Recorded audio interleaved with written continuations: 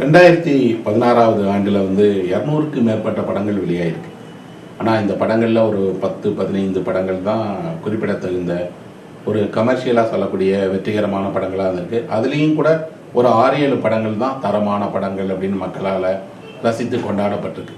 வணிக ரீதியாக ஒரு திரைப்படம் வெற்றி பெறுதுங்கிறது சினிமாவோட ஒரு முகம் அப்படின்னா, இன்னொரு பக்கம் ஒரு கலையாக சமூக அக்கறை உள்ளதாக சினிமா அப்படிங்கக்கூடிய அந்த வடிவத்தினுடைய ஆளுமையை வெளிப்படுத்துவதாக இருக்கணுங்கிறது இன்னொரு பக்கம்.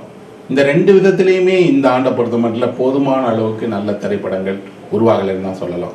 3 திரைப்படங்கள் தான் மிகப்பெரிய நடிகர்களுடைய திரைப்படங்கள் பெரிய வெற்றி அடைஞ்சிருக்கு. மற்றபடி நடிகர்களுடைய ராஜ்யமாக இருக்கிற சினிமாவில் கூட அவர்களுடைய மிகப்பெரிய வெற்றிக்கான சாத்தியங்கள் குறைஞ்சிக்கிட்டே வருது.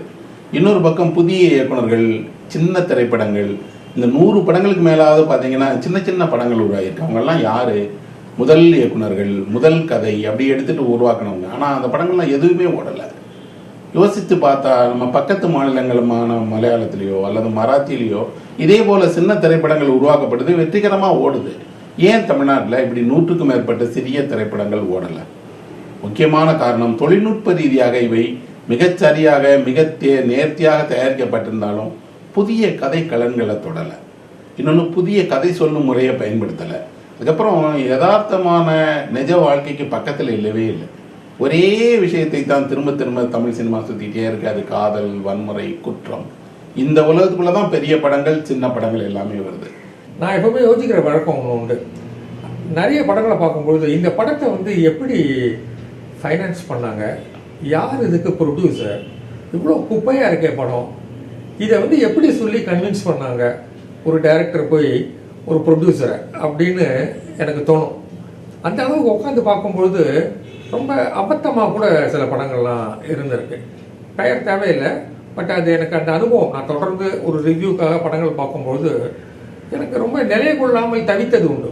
தியேட்டருக்குள்ளே உட்காந்துட்டு சென்னை 28 ட்ரெண்ட் செட்டிங் ஃபிலிம்னா ரொம்ப குறுகிய பட்ஜெட்டில் இருக்கிற கேமரா வச்சுட்டு தெரிஞ்ச பசங்களை வச்சுட்டு ஒரு படம் எடுத்து வெட்டி கொடுக்க முடியும். அது நிறைய பேர் அதே மாதிரி நல்ல கண்டென்ட்டும் மக்களோட ஐடென்டிஃபை பண்ணக்கூடிய விஷயமாக இருக்கிற பட்சத்தில் காசு பெரிய விஷயம் இல்லை. இது சங்கர் மாதிரி பிரம்மாண்டமான படம் எடுப்பவர்கள், ராஜமௌழி போன்ற பிரம்மாண்டமான படம் அவை எடுக்கிறாங்க. அந்த மாதிரி படமும் ஓடுகிறது. சென்னை 28 மாதிரி, இல்லைன்னா செல்வர் அவருடைய துளு இளமையோ அந்த மாதிரி ஸ்மால் டைம் ஃபிலிம்ஸ் கூட ஓடலாங்கிறது நான் there are trend setters. Landmark film, Kaakka Muttai landmark film. Kaakka முட்டை மாதிரி 100 படம் வணிகண்டனாலே பண்ண முடியுமா அப்படிங்கிறது யோசிக்கணும். ஆனால் அந்த படம் லேண்ட்மார்க் ஃபிலிம். தமிழ் சினிமாவில் கிட்டத்தட்ட மகேந்திரனுக்கு பிறகு ரியலிசமும் பண்ணலாம், அதே சமயத்தில் என்டர்டைன்மெண்ட் வேல்யூ இருக்கக்கூடிய படங்கள், ஓடக்கூடிய ரியலிஸ்டிக் ஃபிலிம்ஸ் அப்படிங்கிற அந்த விழுக்காடு ரொம்ப கம்மியான படங்கள் தான் வெற்றி அடைஞ்சிருக்கு. காக்கா முட்டை இட்ஸ் லேண்ட்மார்க் ஃபிலிம். இந்த வருஷம் பார்த்தீங்கன்னா ப்ராமிசிங் டேலண்ட், இப்போ நலன் குமாரசாமி, அப்புறம் கார்த்திக் சுப்புராஜ், இந்த மாதிரி நம்ம எத்தனையோ பேர் பார்த்துருக்கோம், மணிகண்டன், இந்த மாதிரி ப்ராமிசிங் டேலண்ட் வந்திருக்காங்களா இந்த வருஷம். இதெல்லாம் நம்ம பார்க்கும்போது பார்த்தீங்கன்னா ட்ரெண்ட் செட்டிங் ஃபிலிம்ஸும் பெருசாக வரல, லேண்ட்மார்க் ஃபிலிம்ஸும் பெருசாக வரல. அதுவும் ஒரு குறை இந்த வருஷம். இத்தனை படம் பண்ணிருமே, 215 படம். Is that any trend setting film? No. Is any landmark film? No. ரொம்ப ப்ராமிசிங் டேலண்ட் எப்படியா இருக்குன்னா அதுவும் பெருசாக ஒன்றும் வரல. ஏற்கனவே இருக்கவங்க தான் பண்ணிட்டாங்க. ஆன் தி அதர் ஹேண்ட் ரொம்ப ப்ராமிசிங்காக இருக்கக்கூடிய ஃபில்ம் மேக்கர்ஸ் கொஞ்சம் ஏமாற்றம் தந்திருக்கிறார்கள். எதிர்பார்த்ததுக்கு அவங்களுடைய படம் ஓடலை. டைரக்டர்ஸ்க்கும் பர்சனாலிட்டிஸ் இருக்கு. போன இதில் பார்த்தீங்கன்னாக்க ஒரு இப்போ விஜயாரணை படம் எடுத்துக்கோங்க. விஜயாரணை படம் ஆல்மோஸ்ட் ஒரு டாக்குமெண்ட்ரி டைப் தான். பட் ஸ்டில் அந்த படம் ஏன் அவ்வளோ பெரிய வெற்றி அடைந்தது அப்படின்னு பார்க்கும்போது வெற்றிமாறனுக்கு ஒரு பெரிய எதிர்பார்ப்பு இருக்கு. நம்பர் 1, அவர் படத்தை போய் பார்க்கணும். வெற்றிமாறன் சத்தியமாக ஒரு விஷயத்தோட தான் படம் எடுப்பார். அதில் அழுத்தமான ஒரு கதையம்சம் இருக்கும். கதையம்சம் நான் சொல்கிறது தப்பான வார்த்தை, விஜயாரணையை பொறுத்த வரைக்கும் அதில் கதைன்றது கிடையாது, பட் ரியலிசம் ரொம்ப இருந்தது. இது ஒரு பெரிய திருப்பம். விசாரணை படத்தை தமிழ் மக்கள் வெற்றி பெற செய்தது இட்ஸ் எ பாயிண்டர். இது நீங்கள் தமிழ் பட உலகம் புரிந்து கொண்டே தர வேண்டிய ஒரு விஷயம். You must be very clear. அதாவது ஒரு படத்தை சென்சேஷனலி என்டர்டெய்னிங்காக நீங்கள் பண்ணீங்கன்னாக்கா அந்த படம் தமிழ்நாட்டில் வெற்றி பெற்றே தீரும் அப்படின்றத அடித்து சொல்லலாம். ஒரு சின்ன படங்களுக்கு ஒரு அங்கீகாரம் கிடச்சிருக்கு. தட் இஸ் ஐ திங்க் ஒரு ஹார்டனிங் ட்ரெண்ட். அந்த இப்போ ஆண்டவன் கட்டளை மாதிரி படம்லாம் ஒரு 2-3 வருஷம் முன்னாடி வந்திருந்தா கூட அவ்வளோ நல்லா போயிருக்காது. பட் இந்த வருஷம் அந்த மாதிரி படம்லாம் ஓரளவுக்கு நல்லா போயிருக்கு. ஜோக்கர் இந்த மாதிரி படம்லாம் யூனோ ஒரு சும்மா ஒரு ஏதோ ஒரு ஷோ ஒரு 2 ஷோவில் வந்துட்டு அப்படியே போகிற மாதிரி இல்லாமல் ஒரு அட்லீஸ்ட் மல்டிப்ளெக்ஸஸ்லையாவது ஒரு they had a good run. So அந்த ஐ திங்க் அந்த ஆடியன்ஸ்க்கு அந்த மூவிஸ் பார்க்கணுங்கிற இது வந்து I think was it self a good trend for me. பெண்களை மையப்படுத்தி இல்லை பெண்களுக்கு வந்து முக்கியத்துவம் கொடுத்த சில திரைப்படங்கள் ரொம்ப நாளாக நம்ம ஆதங்கமாக இருந்துச்சு. அதுக்கான வந்து ஒரு 10-12 படங்கள் கிட்டத்தட்ட இந்த வருஷம் தேர்வு பெண்களை மையப்படுத்தி. இறுதி சுற்று மாதவன், அப்புறம் அந்த ரித்திகா சிங் நடித்து சுதா குங்கரை டைரக்ட் பண்ண படம் வந்து நல்ல பியூட்டிஃபுல் ஃபிலிம். பெண்களும் வெற்றி கொள்ளலாம் ஒரு உத்வேகம் ஏற்படுத்தக்கூடிய அந்த படம் வந்து இறுதி சுற்று பல மொழிகளில் வந்து ரீமேக் பண்ணுறதா கேள்விப்பட்டேன். ஸோ பல சுற்று வந்து இருக்குது அந்த படம் ரீமேக்கில். அந்த இறுதி சுற்று பெண்ணை மையமாக வைத்த படம். அப்புறம் கபாலியில் கூட ராதிகா அப்படின்னோட கேரக்டர் ஆகட்டும் இல்லை தன்ஷிகா கேரக்டர் ஆகட்டும் பேசப்பட்டது. இறைவி கேட்கவே வேண்டாம், பெண்கள் தான் முக்கியம் அப்படிங்கிற மாதிரி ஒரு மாதிரி modernist way of looking at women's issue. Karthik Subbaraj. தாரத்தப்பட்ட கூட வரலட்சுமியோட கேரக்டர் நல்லா பேசப்பட்டது, பாலாவோட தாரத்தப்பட்ட. அப்புறம் தர்மதுரை தேவி 2 படத்தை எடுத்திங்கன்னா தமன்னாவோட கேரக்டர் வந்து பேசப்பட்டது.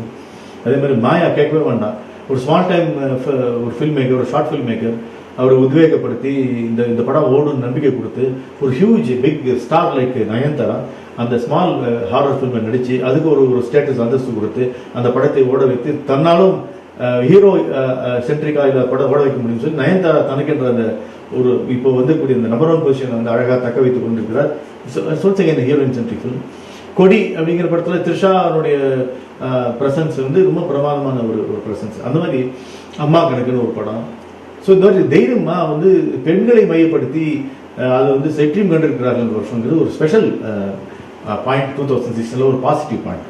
ட்ரெண்ட் அப்படிங்கிறது எப்படி உருவாகும்னா வணிக வெற்றி தானே உருவாகும். ஒரு வணிக வெற்றி அது போல 10 படங்களை திரைப்படத்தில் உருவாக்க பார்க்கும். அடுத்தடுத்த படங்கள் அதே போல, இப்போ உதாரணத்துக்கு பேய் படங்கள் ஓடுதுன்னா ஒரு பேய் படம் ஓடுனா இன்னொரு பேய் படம் எடுக்கப்படுது, அதுவும் ஓடிடுச்சுன்னா அடுத்தடுத்து பேய் படங்களாக எடுப்பாங்க. என்ன ஆயிடுச்சு அப்படின்னா இப்போ அந்த மாதிரி ஒரு பேய் படமோ 2 பேய் படங்களோ ஓடின உடனே ஒரு சலிப்பு வந்துடுது. அந்த வடிவத்தில் அவ்வளோதானே, அதில் என்ன செய்ய போறீங்க அப்படின்னு. அப்புறம் அதில் வந்து மசாலாவை சேர்க்குறாங்க, நகைச்சுவை சேர்க்குறாங்க, ஆடல் பாடல் சேர்க்குறாங்க. ஆனால் அது எதுவுமே புதுமை இல்லைன்னு மக்களால் நிராகரிக்கப்பட்டது. வேறு மொழிகளில் பாருங்க, அவங்க அங்கேயும் ட்ரெண்டுன்னு இருக்குது. அந்த ட்ரெண்ட் எப்படின்னா புதுமை செய்வதில் தான் ட்ரெண்டு. இவர் பண்ணதை அவர் பண்ணலை. விளையாட்டு சார்ந்து இப்போ இந்தியா முழுவதும் நிறைய திரைப்படங்கள் எடுக்கப்படுது. தமிழ்லையும் இறுதி சுற்றுன்னு ஒரு படம் எடுக்கப்படுது. அது ஒரே ஒரு படம் தானே, வேற படமே வெளிவரவே இல்லையே. இப்போ விளையாட்டு சார்ந்த விஷயங்கிறது ஒரு ட்ரெண்ட் ஆகலாம், ஆனால் அப்படி ஆகவே இல்லை. இன்னும் சொல்லப்போனால் ரொம்ப ஒரு ஆழமான பிரச்சனையை பேசலாம் அப்படின்னு விரும்புகிறேன். ஜோக்கர் மாதிரியான படத்தை விட்டு ஒரு அரசியல் சார்ந்த விஷயங்களை பற்றி பேசலாமே அப்படின்னா அது சார்ந்த படம் உருவாக்கலை.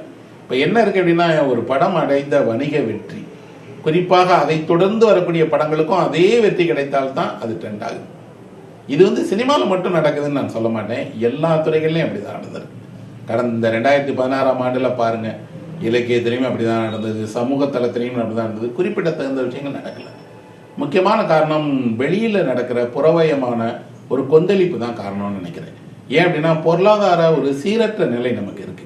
எது ஓடும், எது ஓடாது, எதை நம்பி படத்தை முதலீடு பண்ணலாம், எவ்வளவு எடுக்கலாம்னு தெரியல.